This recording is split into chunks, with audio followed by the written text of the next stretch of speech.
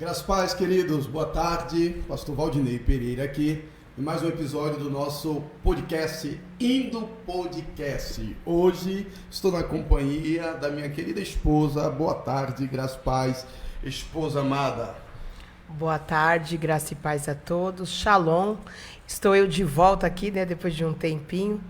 Estou aqui novamente no Indo Podcast. Fez falta, mas aqui estamos nós hoje. Queridos, já quero pedir para vocês, se inscrevam no nosso canal, tá bom? É muito importante que vocês se inscrevam para que ajude o canal dessa forma.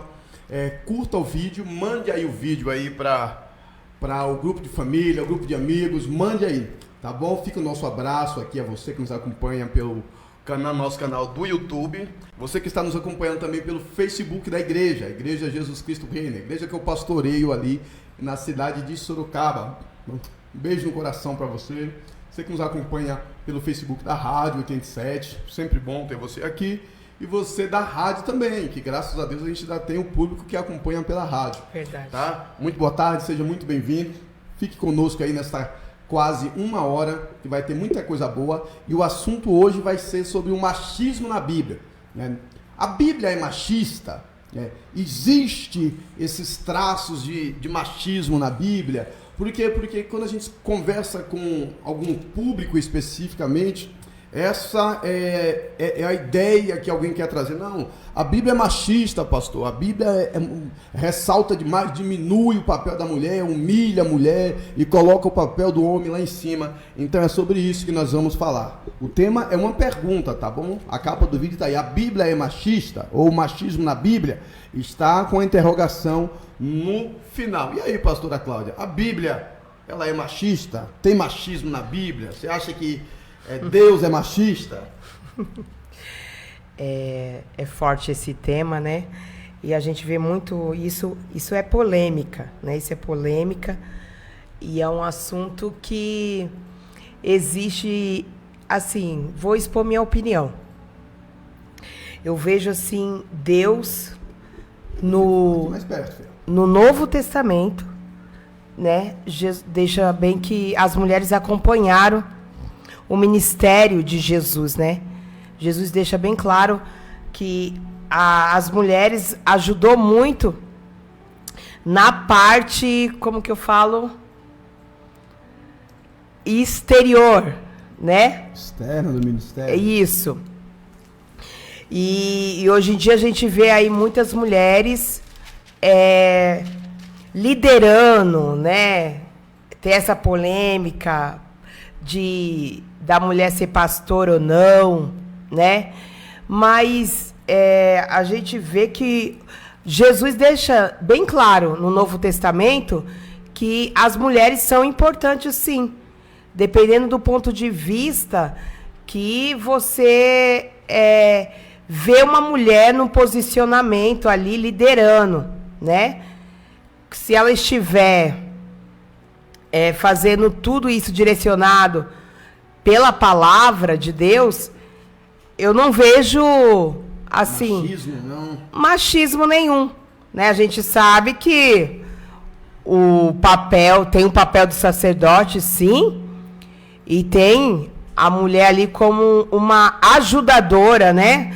Como a gente vê no começo lá, quando Jesus ele forma o homem e depois forma a mulher como uma ajudadora, né? Para somar, né? Mas hoje nós vivemos um tempo, um século totalmente diferente e eu vejo as mulheres aí, a gente pode dizer aqui, pastor, por falta dos homens tomar esse posicionamento, porque nós vemos aí, eu e meu esposo, nós vamos em muitas igrejas, e aí nós comenta que a maioria do público são as mulheres. E a questão é, o porquê? Cadê os homens? Onde estão esses homens? Aí eu jogo essa... Vamos falar um pouco sobre isso. Vamos falar um pouco sobre isso. Deixa eu ler um texto bíblico aqui, tá bom? Que É de suma importância esse texto bíblico para a gente poder contextualizar, à luz da palavra de Deus, tudo que nós vamos falar. No livro do Gênesis, capítulo de número 1, versículo 27, diz assim, pastora Cláudia. Vou ler o 26 e o 27. Também disse Deus, façamos o homem à nossa imagem, conforme a nossa semelhança. Tenha ele domínio sobre os peixes do mar, sobre as aves do céu e sobre os animais domésticos, sobre toda a terra e sobre todos os répteis que rastejam pela terra. Versículo 27, presta atenção nesse versículo aqui agora. Criou Deus, pois, o homem à sua imagem. A imagem de Deus o criou. Homem e mulher os criou. Ou macho e fêmea os criou. A produção ficou chique o negócio dessa tela dividida aí, gostei, hein? Ficou muito bom o negócio, hein? Escute isso aqui agora, gente. Agora, a produção dessa aqui... Aí agora o debate vai ficar... Meu Deus. Vamos lá, pastor. Antes de mais nada, quero convidar você para estar conosco na nossa igreja, a Igreja Jesus Cristo Reina, ali na cidade de Sorocaba, na rua Fernão Dias, número 53, na Vila Barão. Isso. Nós fazemos culto lá, cultuamos a Deus toda terça-feira às 19h30, todos os domingos às 19 horas, tá bom? Então você é o nosso convidado. A nossa igreja é uma igreja muito família, é uma igreja muito de discipular, de formar pessoas, de fazer com que as pessoas cresçam na graça, no conhecimento, e nós gostamos também. Somos de uma linha pentecostal, tá bom? Então nós gostamos da oração, gostamos do mistério, gostamos do poder de Deus, mas não abrimos mão do bom ensino, não abrimos mão da palavra. É isso que nós prezamos na nossa igreja. Então você é o nosso convidado para estar conosco lá todas as terças e aos domingos. Às terças às 19h30, aos domingos às 19 horas na rua Fernão Dias, número 53. Vamos lá, agora vamos esquentar o negócio. Vamos.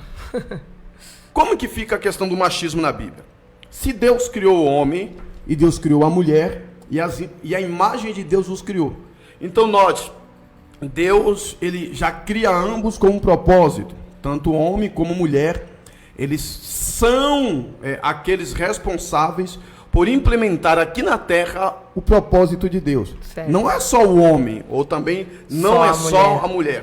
O que existe, ao meu ver, pastora, me corrija se eu estiver errado, não é machismo. O que existe são níveis de responsabilidade. Papéis. Então, o papel que Deus entregou a Adão é um pouco diferente daquilo que Deus entregou a Eva. Mas, na verdade, é um único propósito, poderíamos dizer assim? Isso. É um único propósito.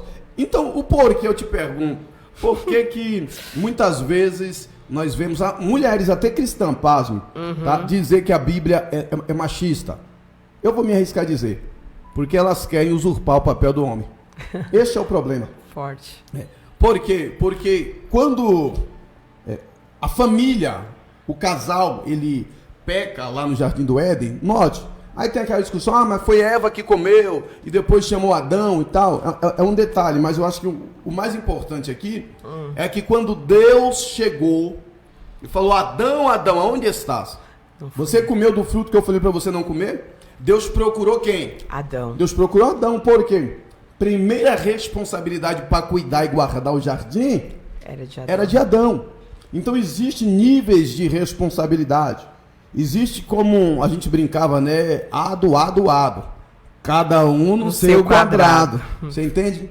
Então Adão não cuidou daquilo, não cuidou do quadrado dele. Então fica bem claro para mim, como pastor, que não há um machismo na Bíblia.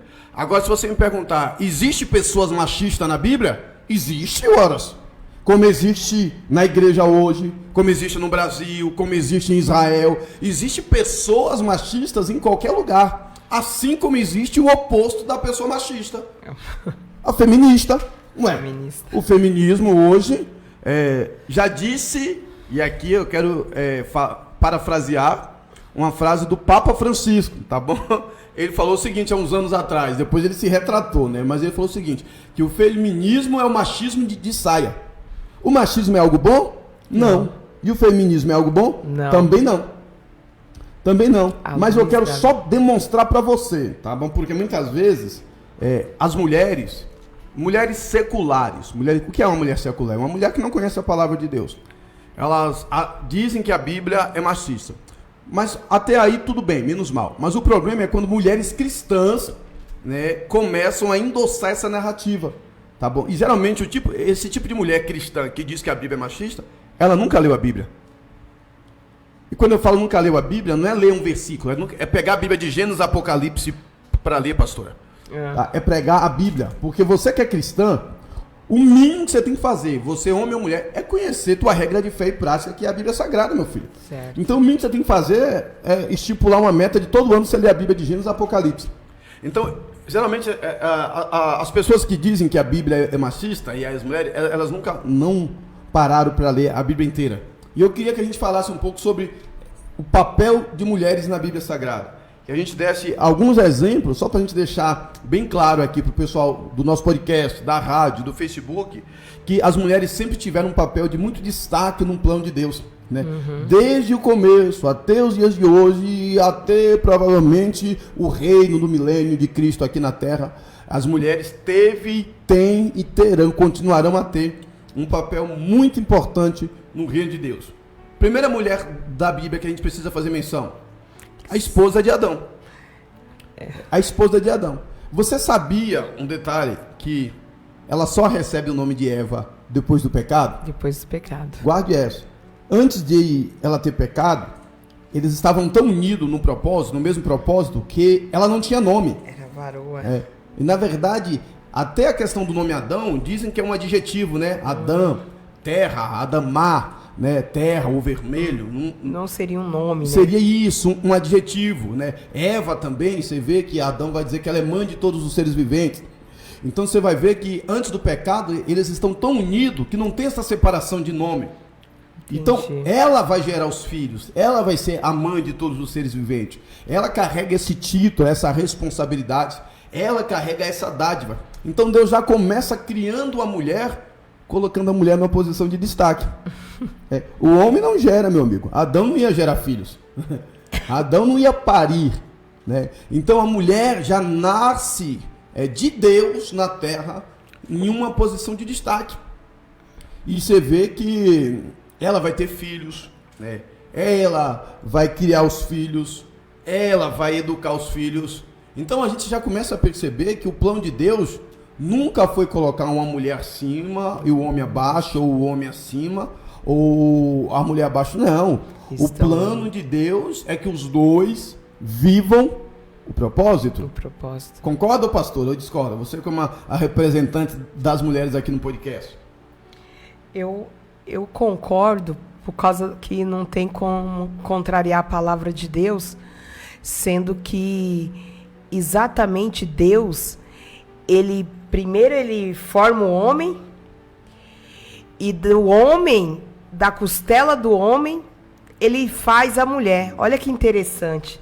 Ele também poderia formar a mulher do barro, mas ele não forma a mulher do barro. E lá vem pancada. Ele não forma. Ele não forma a mulher do barro. Olha que interessante isso, né? Então quer dizer assim, se Deus, ele não forma a mulher do barro, ele está dizendo, não é uma coisa separada. Forte. Não é uma coisa diferente. Não. É uma coisa só. É por isso que nós vamos dizer que somos uma só carne. Uma só carne. Por quê? A mulher foi tirada da costela. Da costela. Então, daquilo que foi tirado do homem, foi formada a mulher para ele se juntar novamente e formar aquilo que Deus criou. Que maravilha. Então, quer dizer assim, é para andarmos juntos, né? Só para você entender, na verdade.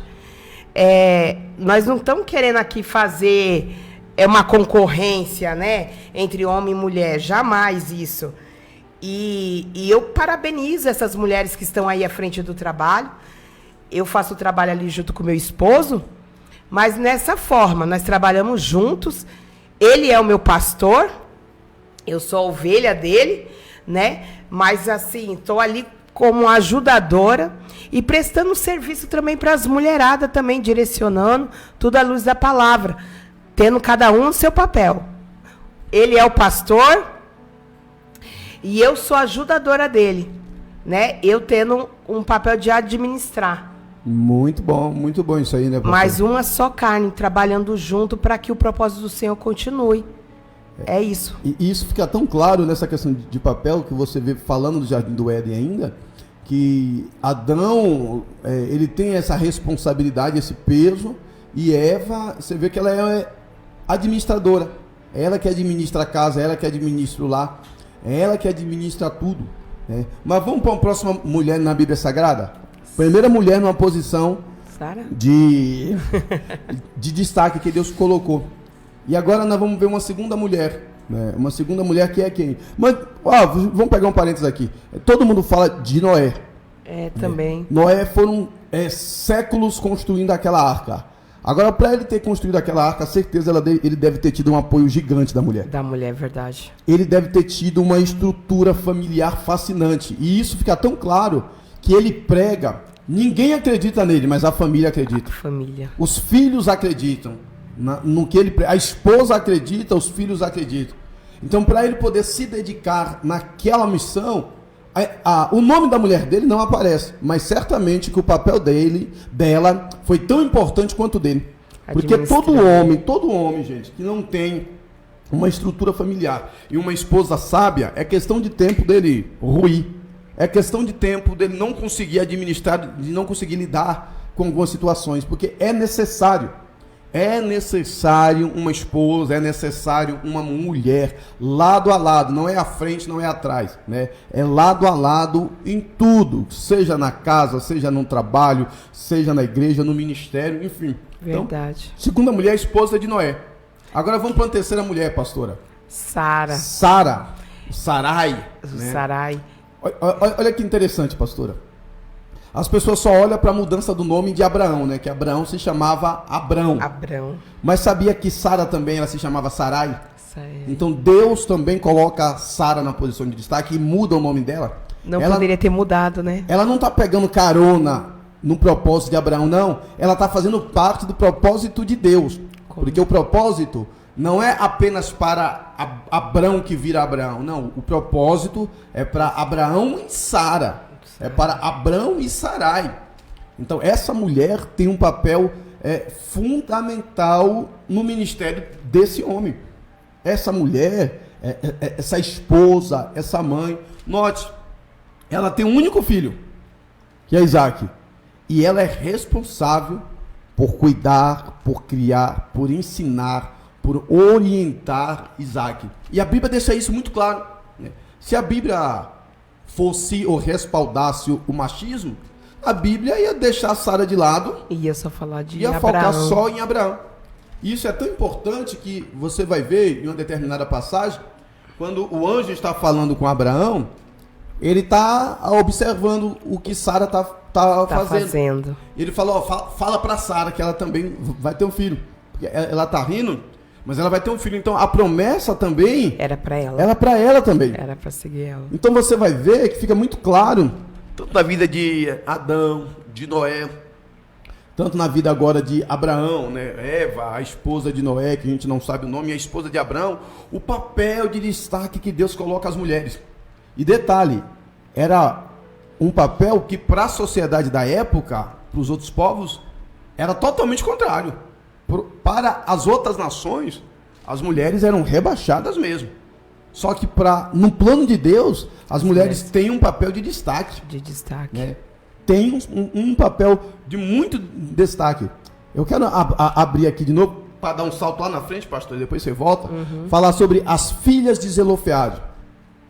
Talvez você nunca tenha se atentado a essas mulheres na Bíblia. Essas mulheres são filhas de um homem, e esse homem não deixou descendentes homem.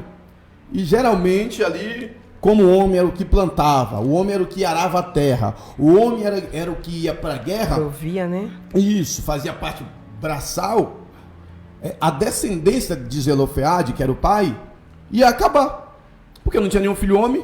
E o que é que essas mulheres fizeram? Foram até Moisés e falou: Moisés, é o seguinte, nosso pai morreu, ele não deixou filho homem, e nós queremos ser os descendentes dele. Nós queremos que o nome do nosso pai siga avante através de nós. Olha só que E o que é que Moisés fez? Tá ok. Deus do céu falou para Moisés: Moisés, elas estão certas. Olha Pode só. dar o aval. Então você vai ver mais uma vez, isso já é lei, tá? Isso é quando já está no Pentateuco, ali nos 5 primeiros livros da Bíblia, é dentro desse contexto. Essas mulheres, e a Bíblia relata isso. Então se a Bíblia fosse um livro, uma história que respaldasse o machismo, certeza que a história dessas mulheres não ia estar lá. Não ia estar na história. Certeza que a história isso. dessas mulheres não ia estar lá. Então quem cria machismo é uma sociedade de pessoas corrompidas pelo pecado. Quem dá vazão a este controle são pessoas. O projeto de Deus nunca foi que homem e mulher se degladiasse, como a gente está vendo nesses dias de hoje. Né? Que homem e mulher se tornassem quase que inimigos, né? O macho e a fêmea. Não! O homem não é inimigo da mulher, a mulher não é inimigo do homem. Todos ou os dois fazem parte de um único propósito. De um único propósito. Verdade. E isso é importante. Pastora, se você discordar de mim, fica à vontade para discordar aí, tá? Eu acho que é importante, por quê? Porque uma das grandes estratégias do adversário é dividir, né? É jogar o homem contra a mulher contra o homem. Você está me oprimindo, você está me ofuscando, você está me diminuindo, e aí separa. E toda vez que separa, gera catástrofe. Toda vez que o homem não sabe o papel dele, a mulher está em crise, não sabe o papel dela, aí fica a mulher querendo exercer o papel do homem, o homem querendo, às vezes, usurpar o papel da mulher, só dá uma confusão na família, na igreja e na sociedade. Verdade. E na sociedade. Tem outra mulher aí, pastora, que você acha que teve um papel importante assim? Só para deixar bem claro sobre Sara, o que eu vejo também sobre Sara é a obediência dela, né? Deixa bem claro na história de Sara, esta mulher que se destacou, né? Se não fosse para ela ser destacada, o Senhor nem permitiria o nome dela aqui.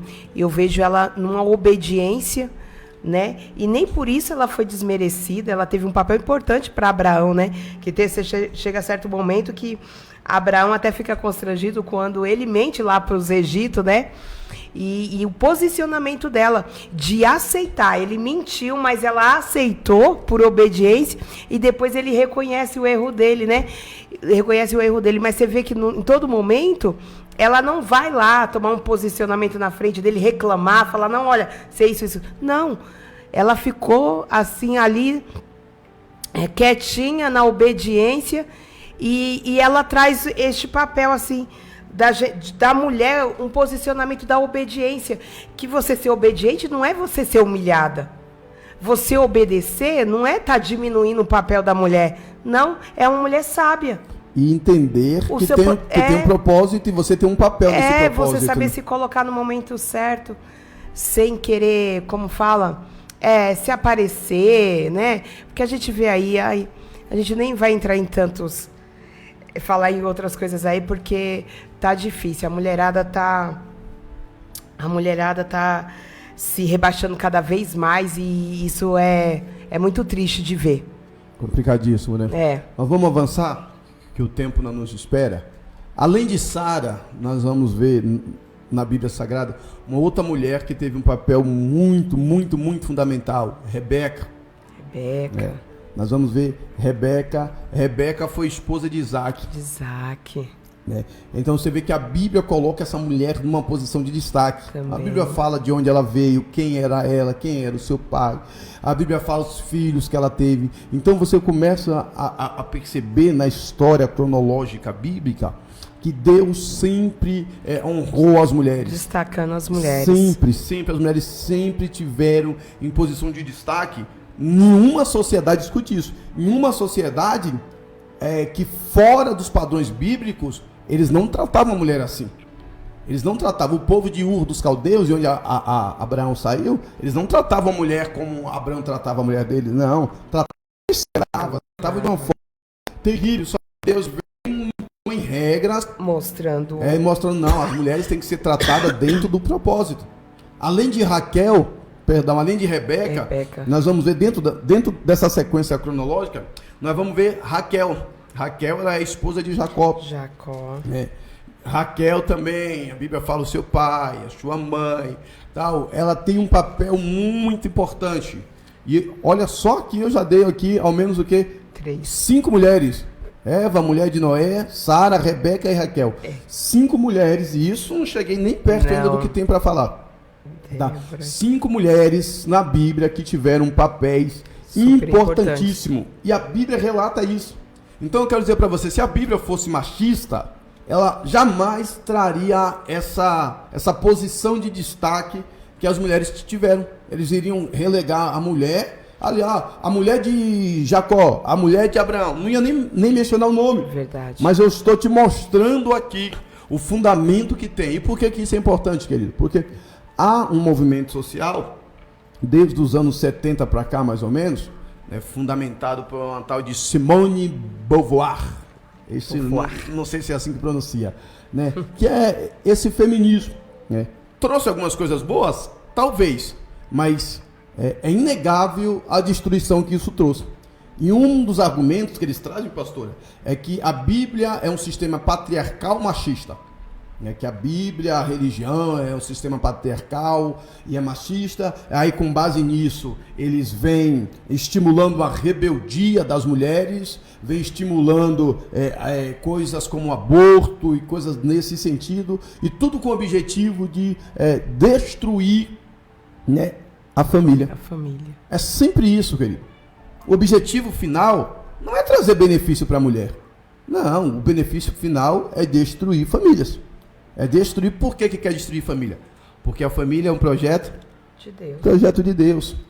Então a gente começa a entender que isso se trata, na verdade, de uma batalha espiritual, né, cujos agentes estão na terra. Mas é uma batalha que é travada principalmente, né, no mundo espiritual. E um dos argumentos do feminismo é dizer que a Bíblia é machista, né, que o sistema patriarcal ou patriarcado é um retrocesso e é algo que prejudica o potencial da mulher. E daí, sob o argumento da Bíblia, ser machista ou não, eu estou te mostrando até agora 5 mulheres que não tem nada de machismo na Bíblia. Que não tem nada. Pode falar. Porque, na verdade, pastor, o que elas pensam? Que as mulheres, na verdade, elas foram feitas o quê? Para gerar vida, cuidar de filhos, ficar dentro de casa, né? Como muitas falam, atrás do fogão, né? Lavando louça. Mas eu imagino que isso é a forma que acho que cada um vê. Porque se num relacionamento existe diálogo entre os dois, há espaço para o crescimento para todos. Para todos. É só uma questão de concordância, né? A mulher pode, se ela faz faculdade, esperar o período da faculdade dela, né? E ali, pode ter o filho dela, criou, ele chegou, por exemplo, o nosso filho tem 7 anos, né? O Caleb tem 7 anos agora. Acho que com 7 anos, se você é uma mãe, um pai, basicamente assim, mente aberta. Você vai ensinar o seu filho, você vai criar o seu filho, dando liberdade para ele, ensinando ele como que fala? A sobreviver sozinho.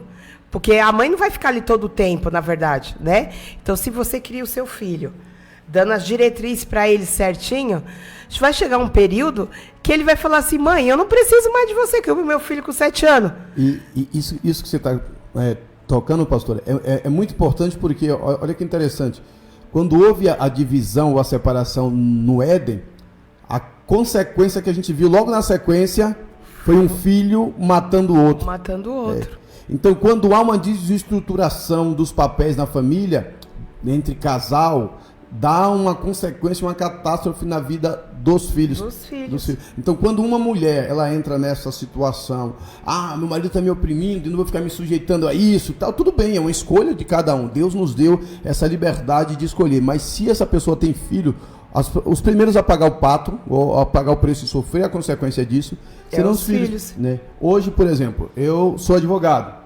Né? Foram 5 anos estudando. E durante 5 anos, olha que interessante, a gente até já combinou isso. A gente conversou sobre isso. Né?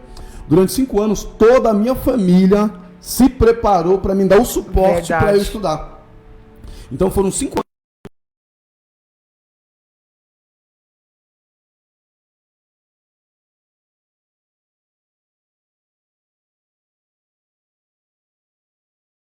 faculdade hoje de pedagogia. Exatamente. E hoje a nossa família inteira dá um suporte para estudar. Verdade. E quando ela terminar de estudar, vai ser a vez da nossa filha. Da nossa Aí a filha. família inteira... Voltou.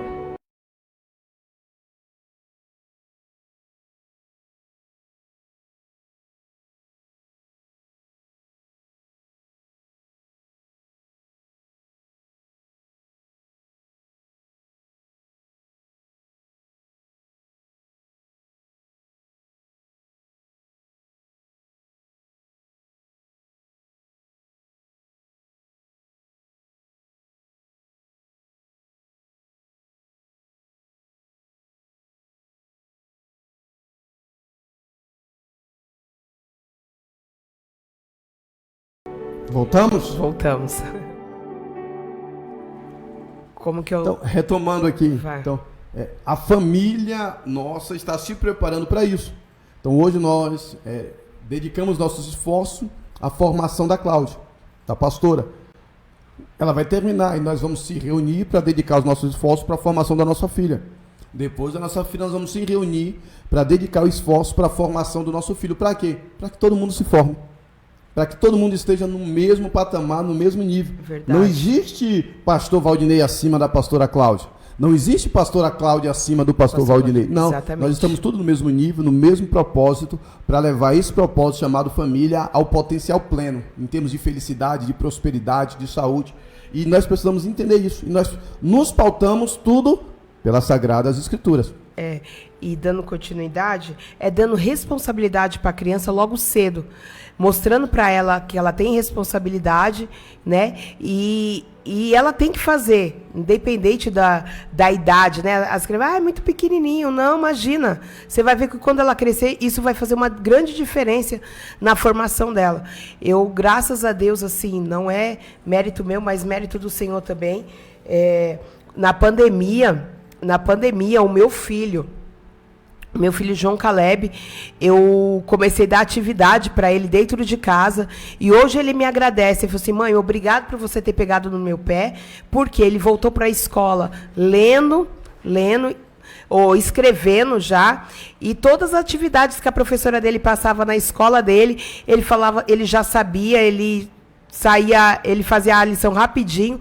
A professora ficava até surpresa, assim, pelo fato dele ser uma criança, já estava bem mais acima das outras crianças, porque a pandemia, né, as escolas pararam, as atividades eram dadas para os pais fazer com as crianças dentro de casa, mas fora essas atividades, o meu filho já fazia atividade. Para você ter noção, eu falo para todo mundo: olha, o meu filho sabe fazer cabeça, ele fazer continha de cabeça, muito rápido, assim, com 7 anos.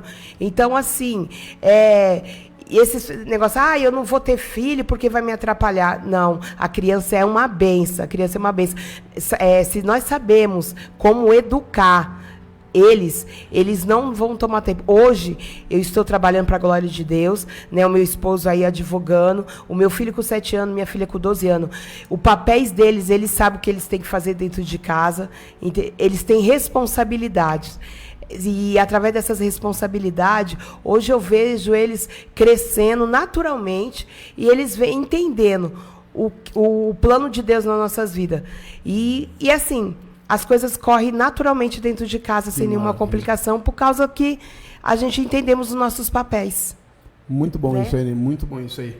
Mas vamos lá para mais uma mulher na Bíblia, que Deus a coloca em posição de destaque. Ruth. Nós vamos ver também, mas vamos começar na ordem aqui. Joquebede. Joquebede foi mãe do primeiro sumo sacerdote, né? E aí... Quero fazer menção aqui do apóstolo Pedro, Cohen Gadol, é isso, apóstolo?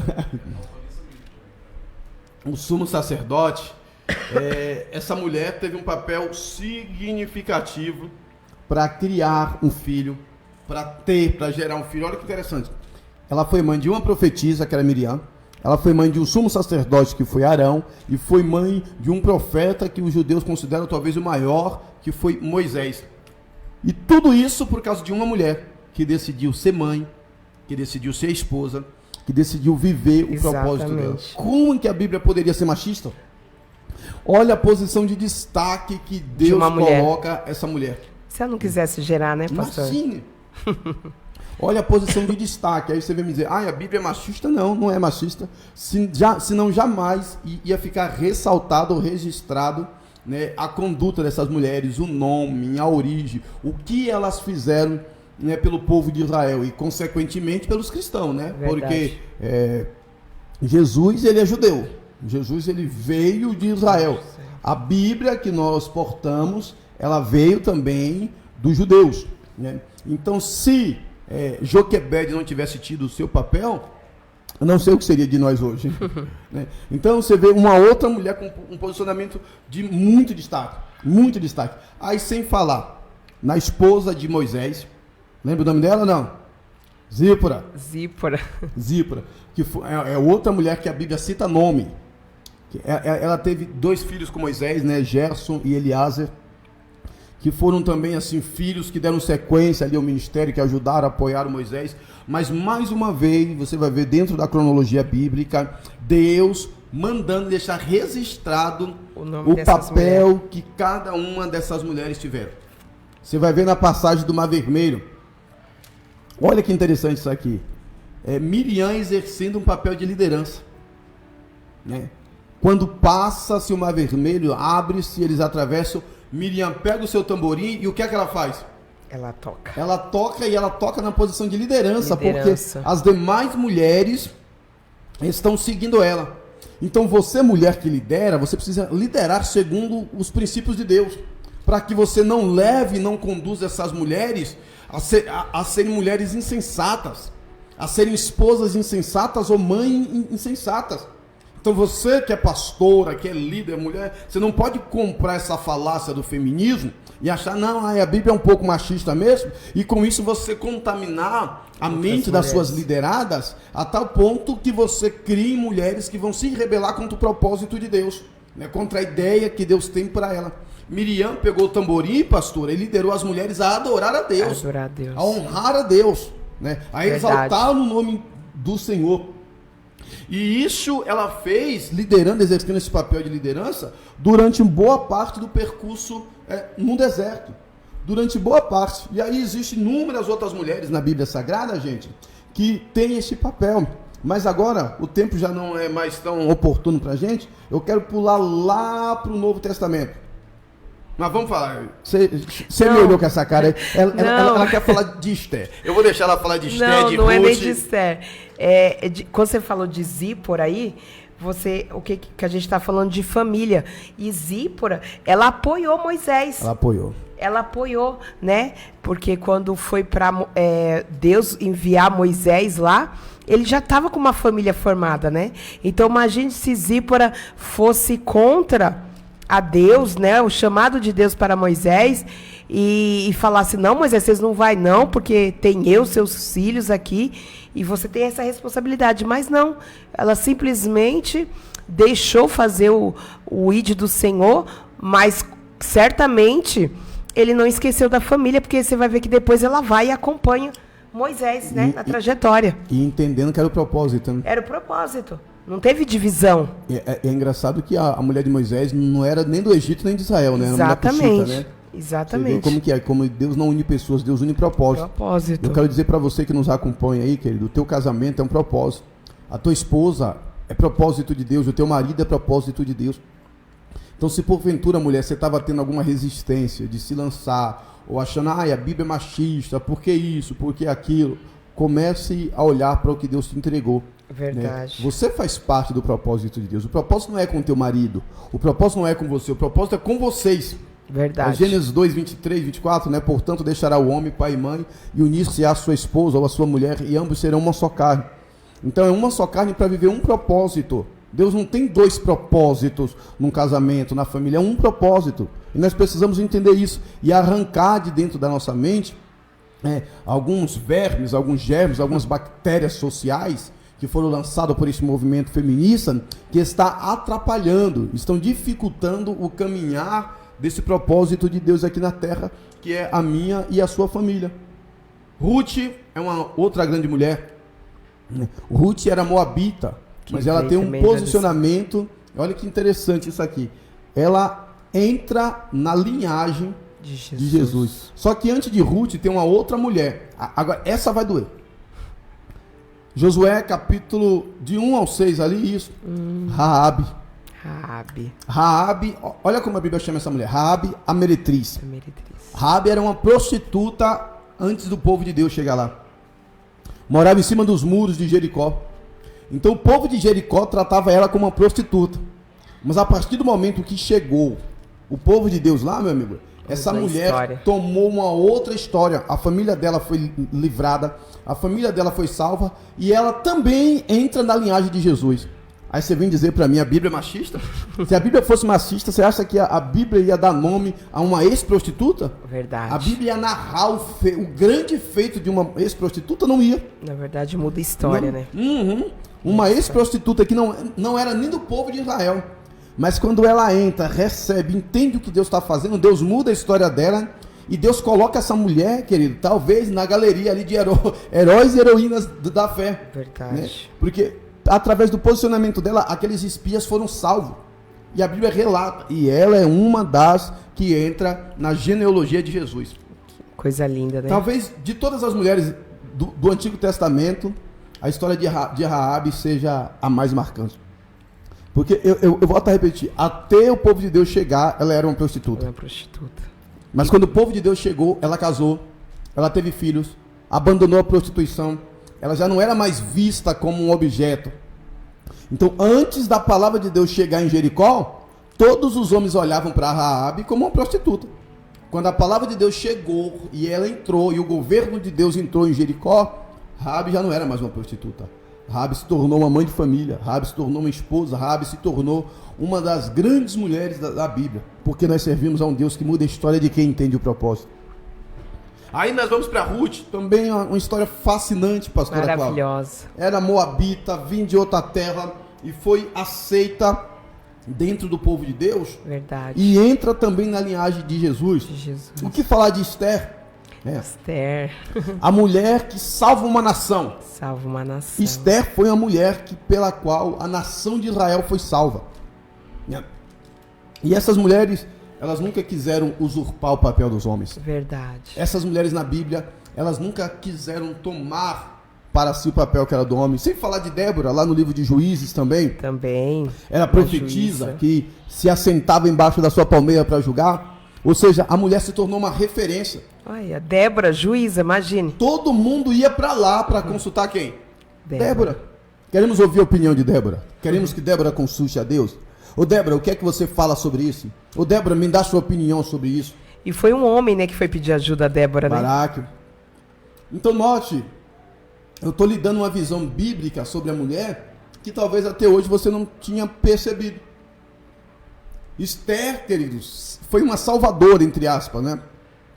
Foi uma salvadora para os judeus.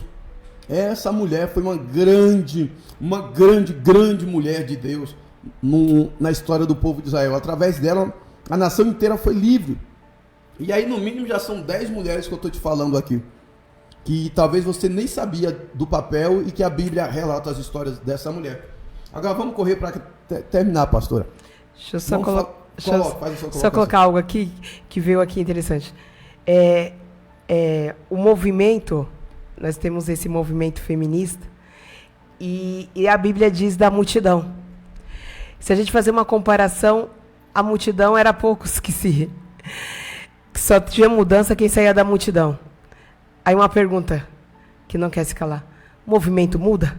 Meu Deus. Ou o movimento sai só confusão? Olha aí. Olha aí. Fica a pergunta aí no ar, né?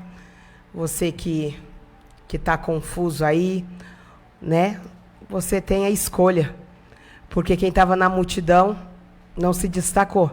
Mas quem saiu da multidão se destacou. A mulher do fluxo de sangue saiu da multidão? Ela saiu da multidão. E qual foi o tratamento que Jesus deu para ela? Recebeu, acolheu. A mulher do poço de Jacó, em João capítulo 4, era uma mulher que, dentro de Samaria, era uma mulher que tinha uma vida bagunçada, né? Mas quando ela encontrou com Jesus no poço de Jacó, Jesus mudou a história dela. Jesus recebeu, sentou, conversou com ela, bateu um papo com ela, foi lá para Samaria, na aldeia dela, no bairro dela. Então você vê o tratamento tanto no Antigo Testamento como no Novo.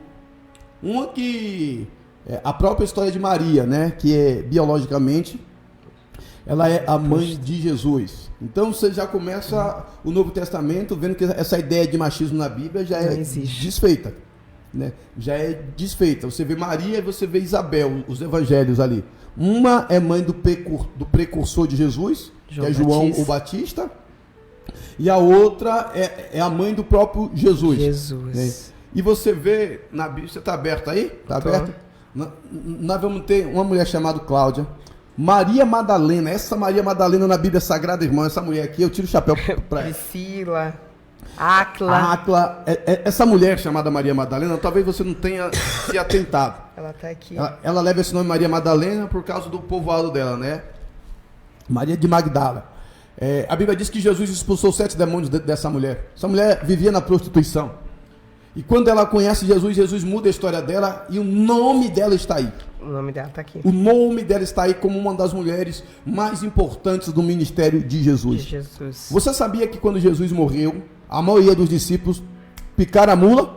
Quem aqui, ficou no pé da cruz? Quem foi? As mulheres. As mulheres. Maria Madalena, Joana. E na ressurreição estavam elas lá, né? Aqui, ó, Mateus 28 relata. Leia aí, pastora. Aqui, Mateus 28.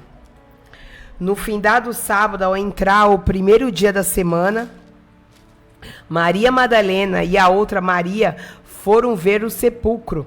E eis que houve um grande terremoto, porque um anjo do Senhor desceu do céu, chegou-se e removeu a pedra e assentou-se sobre ela. O seu aspecto era como um relâmpago, e a sua veste alva como a neve. E os guardas tremeram, espavoridos, e ficaram como se estivessem mortos. Mas o anjo, dirigindo-se às mulheres, disse: não temais, porque sei que buscais Jesus, que foi crucificado. Olha que maravilha. Viu? Olha outro texto aqui também que fala sobre isso. Lucas, capítulo 24, versículo 10. Eram Maria Madalena, Joana e Maria, mãe de Tiago. Também as demais que estavam com elas confirmaram estas coisas aos apóstolos. Olha aí, ou seja, na ressurreição, as mulheres, e detalhe, a Bíblia, os escritores bíblicos, tanto Mateus, Marcos, Lucas, João, eles dão destaque ao posicionamento que essas mulheres tiveram. Eles dão destaque para esse posicionamento que elas tiveram. Eles ressaltam o feito. Eles falam quem eram essas mulheres. Eles falam a origem. Eles falam a vida dessas mulheres e de como elas tiveram um posicionamento importante no ministério de Jesus. A mulher samaritana, a Sirofenícia, a mulher do fluxo de sangue. Então, inúmeras mulheres. Aí vem essas, Maria Madalena.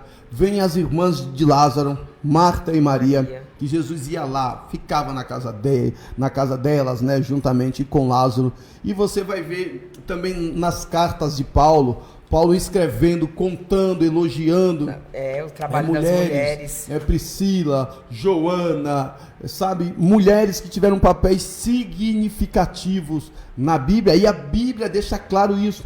Então, se nós tivéssemos um relato bíblico machista, jamais nós iríamos nos deparar com tais escritos. Jamais nós iríamos nos deparar, né, com um relato tão claro e tão, como que eu posso dizer, pastora, tão exaltando a figura feminina. Exatamente isso. Exaltando a figura feminina. Por quê, querido? Porque Deus nunca pôs divisão. Homens podem ser machistas, escute isso. Mulheres podem ser feministas, a sociedade pode ter sua parcela machista, mas a Bíblia Sagrada não. Verdade. A Bíblia Sagrada não. Agora eu finalizo falando sobre uma coisa muito importante, que eu quero ler esse texto aqui. Primeira carta de Pedro. Minha esposa ama esse texto. No capítulo de número 3, vou ler esse texto para nós finalizarmos. Só para você entender. 1 Pedro, capítulo de número 3. Glória a Deus. Está escrito assim, ó: mulheres, sede vós igualmente submissa ao vosso próprio marido, para que, se ele ainda não obedece à palavra, seja ganho sem palavra alguma por meio do procedimento de sua esposa, a observar o vosso honesto comportamento cheio de temor. Não seja o adorno da esposa o que é exterior, como frisado de cabelos, adereços de ouro, aparato de vestuário. Seja, porém, o homem interior de coração unido ao incorruptível traje de um espírito manso e tranquilo, que é de grande valor diante de Deus. Pois foi assim também que a si mesmo se ataviaram outras, as santas mulheres que esperavam em Deus, estando submissa ao seu próprio marido, como fazia Sara, que obedeceu a Abraão, chamando-lhe Senhor, vós vos tornastes filha, praticando o bem e não temendo perturbação alguma. Agora versículo 7, que eu amo demais, esse aqui é só para os homens. Maridos, vós igualmente, vivei a vida comum do lar, com discernimento e tendo consideração para com a vossa mulher, como parte mais frágil. Tratai-a com dignidade, porque sois juntamente herdeiros da mesma graça de vida, para que não sejam interrompidas as vossas orações. Glória Olha a o que a Deus. Bíblia manda, olha a preocupação que a Bíblia tem. Tratai as mulheres com dignidade. Dignidade. Para que não sejam interrompidas ou impedidas as vossas orações. Deus leva esse negócio tão a sério da convivência conjugal, que se o homem não respeitar e tratar e honrar a mulher, as orações dele não são ouvidas. Agora eu vou falar uma coisa que vai chocar você. Não existe, pastora, um versículo na Bíblia que manda a mulher amar o homem. Você sabia? Mas existem números que mandam o homem amar a mulher. Amai as vossas esposas como Cristo amou a igreja. Você sabe o que é isso? É o homem amar a esposa a tal ponto de poder se entregar por ela. Se entregar, eu digo, de dar sua própria vida. Porque Jesus amou a igreja e deu a própria vida dele por nós, pela igreja. Então Deus está ordenando ao homem, você tem que amar suas esposas a ponto de se entregar por elas. Como poderia isso ser um relato machista? Como poderia isso ser a história de uma instituição, igreja ou de uma religião machista? Jamais, querido. Então não se engane com esses relatos fantasiosos de movimentos sociais que querem destruir a minha e a tua família. Verdade. Permanecemos num propósito de Deus. Permanecemos homens Juntos. amando e honrando as nossas esposas. Esposas, permaneçam no propósito de Deus, amando e honrando os seus esposos. Submissão. A Bíblia manda as mulheres se submeter aos maridos. Sub é um prefixo, né, que vem acompanhado da palavra missão. Submissão, abaixo ou na mesma missão. Então, quando a Bíblia fala de submissão, é entender o propósito de Deus para o casal. E para os homens eu falo, submissão não é imposta, submissão é conquistada. Você que é homem, que me assiste, que me ouve, que me acompanha aí, você tem que ter uma postura de tamanha confiança com a tua esposa, que ela vai submeter as decisões dela à tua decisão. Ela vai falar, olha, eu confio no meu marido e eu vou submeter-me às decisões e às escolhas dele, porque eu sei que ele toma decisões acertadas e escolhas acertadas. Verdade. Mas não dá para uma mulher se submeter a um homem que só dá cabeçada, que só faz escolha errada, irresponsável, que administra mal, que não trabalha, ou que não para emprego, um mês está em um, mês está no outro, e não é referência para os filhos, não tem como. Então a submissão ela é conquistada com o testemunho de um homem. Então seja o homem que a tua mulher vai ter uma referência tamanha em você, que ela vai falar assim, bem, pode tomar a decisão, pode fazer as escolhas que eu confio em você. Amém. Amém, queridos? Amém. Aqui nós finalizamos. Exatamente. Eu quero passar para a pastora, para ela fazer as considerações finais dela aqui. Quero agradecer, né, por esse podcast, acho que foi muito interessante. Eu creio que a gente esclareceu. É um podcast que vai além, né? Porque se a gente dá continuidade aqui, é muita coisa para falar. Mas foi muito bom. Agradeço aqui, né? E uma boa tarde a todos. Maravilha, queridos. Eu quero orar por você, quero orar pela sua casa, quero orar pela sua família. Eterno Deus e amado Pai, graças te damos, Senhor, porque Tu tens sido bom e as Tuas misericórdias têm se renovado dia após dia sobre as nossas vidas. Pai, eu quero, Senhor, juntamente com a pastora Cláudia, Pai, meu amado, nessa tarde. Sim, meu Deus. Meu Deus, apresentar em Tuas mãos a cada família, a vida de cada esposo, de cada pai, de cada esposa, de cada mãe, de cada filho, Senhor. Meu Deus, que o Senhor venha nos dar sabedoria para vivermos o Teu propósito. Que o Senhor venha nos instruir, que o Teu Espírito venha nos governar. Senhor, para que estes males que assolam a sociedade, para que essas mentiras que são disseminadas caiam por terra, Senhor. E a gente junto possa viver o Teu propósito. Em nome do Senhor Jesus. Amém. Amém. Amém, queridos. Eu finalizo fazendo um convite para você estar conosco na Igreja Jesus Cristo Reina. Domingo agora nós teremos culto às 19 horas. Na rua Fernão Dias, no número 53. Deus vos abençoe em nome de Jesus. Andrei, consegue jogar na tela aquela foto aí que eu te pedi? Em nome de Jesus. Gente, eu quero deixar aqui registrado, hoje é aniversário da nossa querida Bispa Cíntia. Eu não vou me arriscar a falar o sobrenome dela japonês, né? É Cíntia Hirota, é isso? Eu creio que sim. Bispa Cíntia é esposa do... Olha aí, tá aí na tela essa japonesa abençoada aí, tá? Ela é esposa do apóstolo Pedro, um grande homem de Deus. E essa mulher aí, num pouco que a gente tem acompanhado ela, eles, né? Ela tem sido uma dessas grandes mulheres de Deus, né? Na frente, na linha de frente aí, e tem sido um canal de bênção de Deus para muitas pessoas, inclusive para mim, para a pastora. Então, Bispa Cíntia, fica aqui os nossos parabéns. Que o Eterno continue te abençoando, te guiando, te guardando, em nome do Senhor Jesus, tá? É uma alegria ter a senhora como amiga da nossa família, em nome de Jesus. Deus abençoe, gente. Amém. Até o próximo Indo Podcast.